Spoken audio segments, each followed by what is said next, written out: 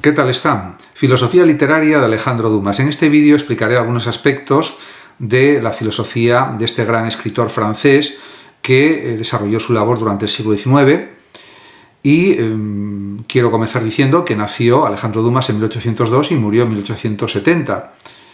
Con frecuencia su obra está arrinconada en el terreno del folletín, de la novela de aventuras y de la literatura popular, pero merece una revisión profunda desde la perspectiva filosófico-literaria. La historia ha tendido a separar los mundos de la alta literatura y de la literatura comercial, y en esa división muchos autores como Dumas han sido ubicados injustamente en una categoría subalterna. Pero una mirada atenta a su obra revela no solo una notable arquitectura narrativa y estilística, sino una concepción profunda del ser humano, de la historia y de la libertad que permite considerarlo no ya como un simple contador de historias, que también, sino como un verdadero filósofo literario en acción. Y hay que considerar también que pues tiene un gran arte al narrar el mundo. Alejandro Dumas no fue un pensador sistemático ni un autor especulativo en el sentido técnico del término, pero su obra está atravesada por una filosofía implícita, por una visión coherente del mundo, de la moral, de la política, del poder y de la identidad. Desde Los Tres Mosqueteros, de 1844, hasta El Conde de Montecristo, de 1845-46, pasando por sus numerosos relatos históricos, Dumas construyó un universo en el que la narración no solo es un fin estético o comercial, sino una forma de comprender la vida y la historia. En este sentido, a diferencia de muchos novelistas filosóficos como Dostoyevsky o Thomas Mann, cuya reflexión se desarrolla mediante el conflicto interno de los personajes o mediante diálogos explícitamente teóricos, Dumas es un filósofo de la acción. Sus protagonistas actúan, se transforman en el tiempo, enfrentan dilemas éticos, se sumergen en redes de lealtad y traición y de ese modo ponen en escena cuestiones fundamentales como la justicia, la venganza, el sentido del honor o la condición histórica del individuo. Y también hay que señalar que la filosofía literaria de Dumas es ante todo una filosofía del devenir narrativo. El mundo no es un sistema cerrado, sino una escena abierta en la que la fortuna, la astucia y la virtud se entrelazan en un juego incesante. La vida, en sus novelas, no está regida por una racionalidad cartesiana, sino por una racionalidad narrativa. Lo que cuenta no es lo que se es, sino lo que se hace, no lo que se sabe, sino lo que se recuerda, lo que se transmite y lo que se reinventa. Y de esta forma se puede considerar que, por ejemplo, su obra más importante, El Conde de Montecristo, nos habla del tiempo, del destino y de la venganza. Es una de las novelas más profundamente filosóficas de Dumas. Frecuentemente es entendida El Conde de Montecristo como una mera historia de venganza, pero esta obra encierra, en realidad, una meditación compleja sobre el tiempo, el mal, la justicia y la redención. Edmond Dantes, su protagonista, es una figura como las de Dostoyevsky, Avant la lettre, un hombre transformado por el sufrimiento, por la pérdida del tiempo vital, por la injusticia, y que decide convertirse en instrumento del destino. En este aspecto, Dumas plantea en esta obra una pregunta fundamental. ¿Es lícito vengarse? ¿Puede el individuo convertido en víctima del sistema asumir la función de Dios o de la providencia?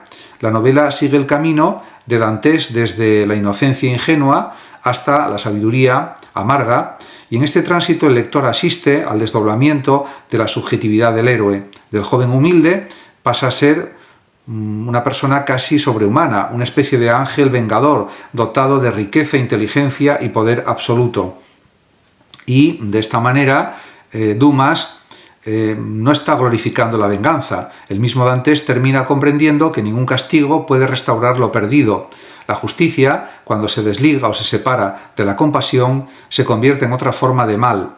La filosofía implícita aquí no es retributiva, sino trágica. El tiempo no puede deshacerse, la pérdida es irrecuperable y el conocimiento último de la vida solo llega cuando el hombre se atreve a mirar más allá del odio. Esperar y confiar, reza la célebre máxima final del libro. El mensaje es profundamente estoico, casi cristiano. La sabiduría no es castigar, sino comprender los límites de lo humano. Y desde este planteamiento también hay que pensar en la ética de la lealtad. En Los Tres Mosqueteros, por ejemplo, aparece otra faceta esencial de la filosofía de Dumas. y se despliega una ética heroica basada en la amistad, el honor y la lealtad. La famosa divisa uno para todos y todos para uno no es una simple consigna de camaradería, es la expresión también de una concepción moral donde la identidad individual se forma y se dignifica en relación con los otros. Y también hay que considerar que D'Artagnan, Athos, Porthos y Aramis encarnan distintos modos de vivir el ideal caballeresco en una época de traiciones políticas, intereses oscuros y transformaciones históricas. Cada uno de ellos representa una parte del alma humana.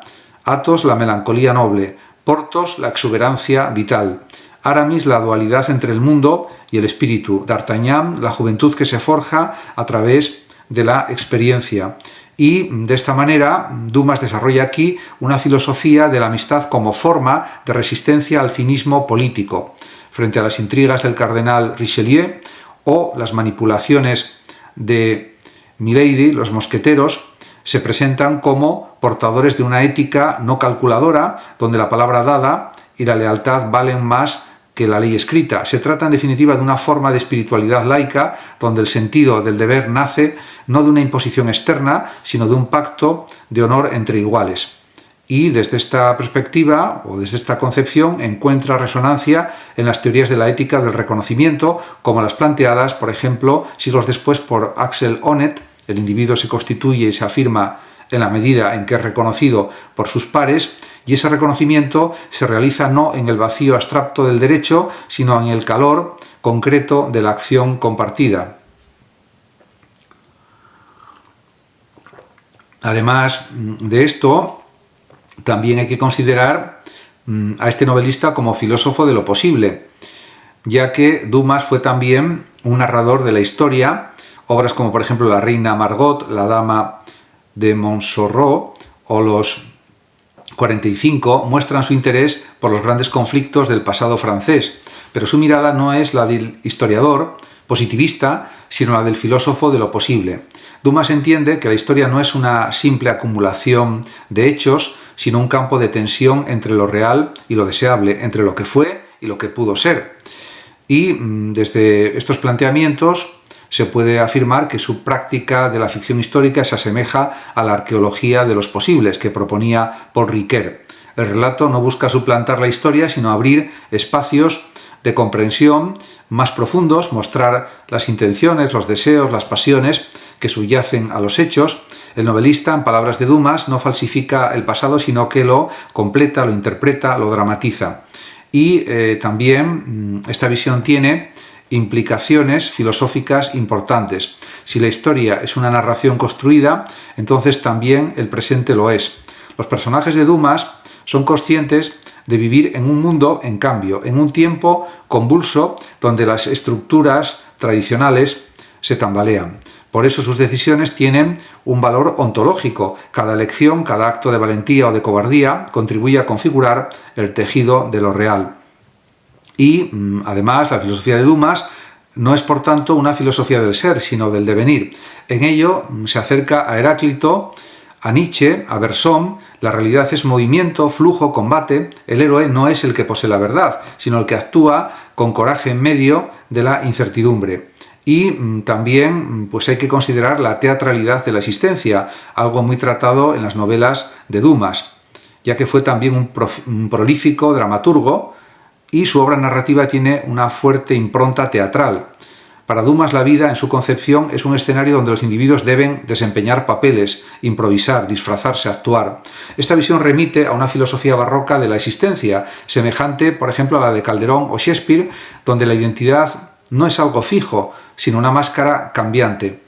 Y en ese sentido, en El tulipán negro o en La dama de las camelias, las transformaciones de los personajes revelan que la autenticidad no consiste en ser uno mismo de manera esencialista, sino en saber jugar los papeles que la vida impone sin perder la dignidad.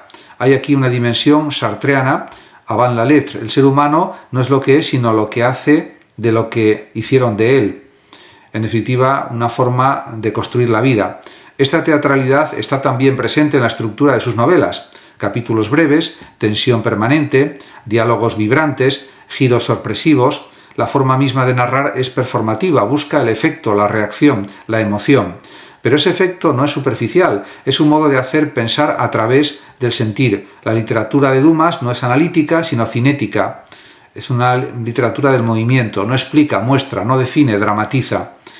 La literatura, como libertad, es algo que desarrolla también Dumas. En última instancia, la filosofía literaria de este escritor es una filosofía de la libertad. Sus héroes se enfrentan a sistemas opresivos, la ley injusta, la religión hipócrita, el poder despótico, y su camino consiste en buscar una forma de vida más digna, más justa, más humana.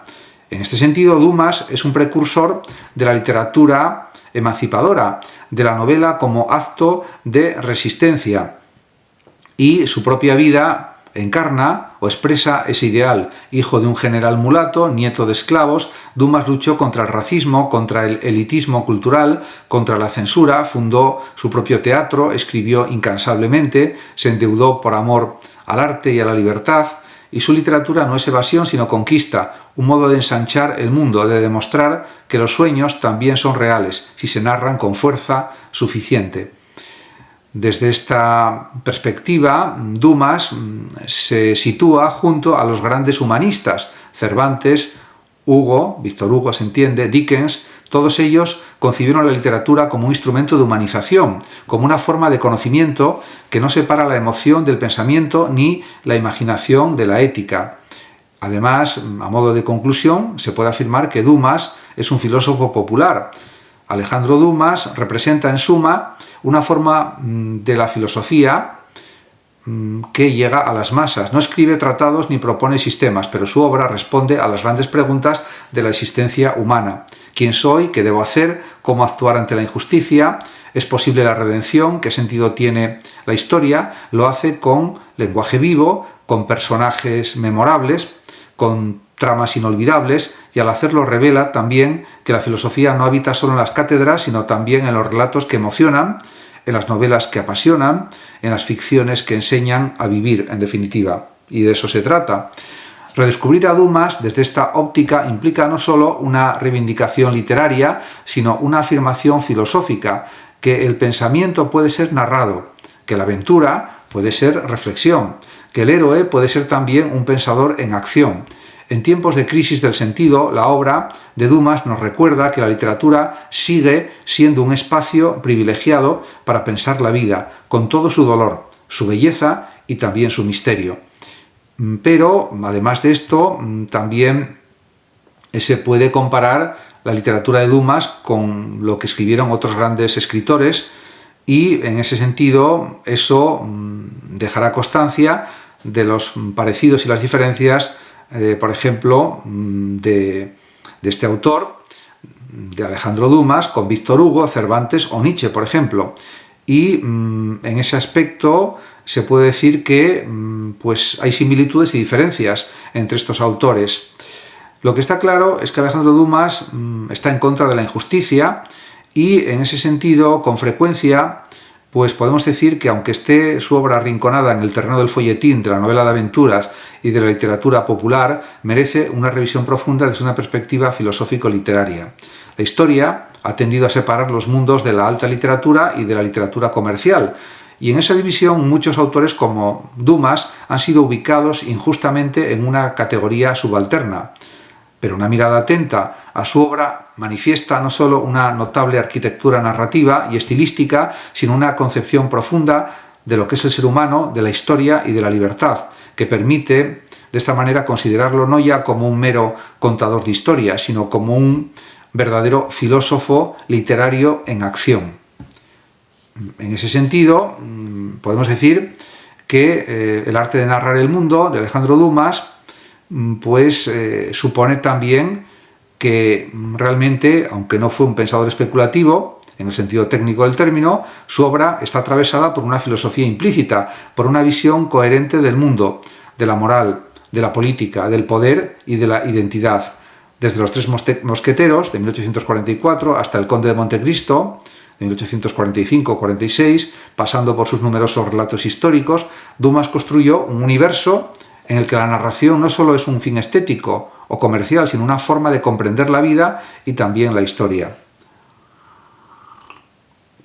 En este sentido, a diferencia de muchos novelistas filosóficos como Dostoyevsky o Thomas Mann, cuya reflexión se desarrolla mediante el conflicto interno de los personajes o mediante diálogos explícitamente teóricos, Dumas es un filósofo de la acción. Sus protagonistas actúan, se transforman en el tiempo, enfrentan dilemas éticos, se sumergen en redes de lealtad y traición, y de ese modo ponen en escena cuestiones fundamentales como la justicia, la venganza, el sentido del honor o la condición histórica del individuo.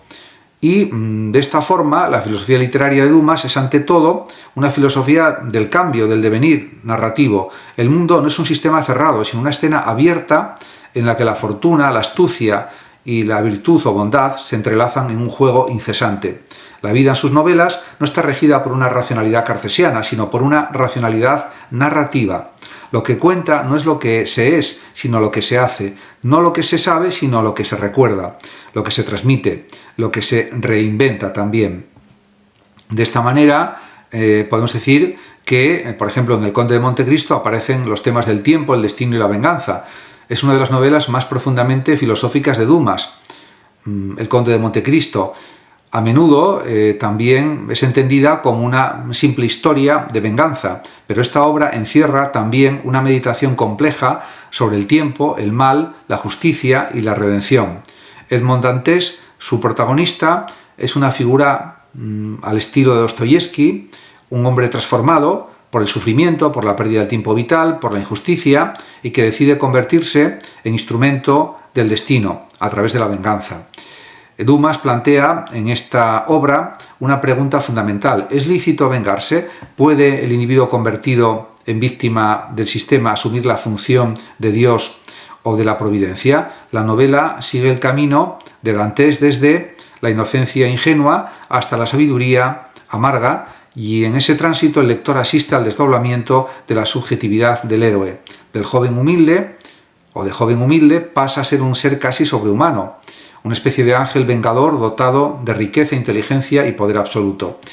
En consecuencia, se puede decir que Dumas no glorifica la venganza. El mismo Dantes termina comprendiendo que ningún castigo puede restaurar lo perdido. La justicia, cuando se desliga de la compasión, se convierte en otra forma de mal. La filosofía implícita aquí no es retributiva, sino trágica. El tiempo no puede deshacerse, la pérdida es irrecuperable y el conocimiento último de la vida solo llega cuando el hombre se atreve a mirar más allá del odio. Esperar y confiar, como ya dije anteriormente al comienzo del vídeo, es la máxima final del libro. En este sentido, todo esto, pues ya lo comenté anteriormente y lo he vuelto a repetir en parte, pero sirve para comprender los límites de lo humano. En cuanto a la ética de la lealtad en los Tres Mosqueteros, pues hay que señalar que es otra faceta esencial de la filosofía de Dumas y se encuentra en esta obra donde se despliega una ética heroica basada en la amistad, el honor y la lealtad. La famosa divisa, que ya es conocida, uno para todos y todos para uno, no es una simple consigna, es la expresión de una concepción moral donde la identidad individual se forma y se dignifica en relación con los otros. Muchas gracias a todos por su atención y hasta mi próximo vídeo. El que lo desee puede compartir este vídeo, darle like o suscribirse a mi canal de YouTube. Hasta pronto.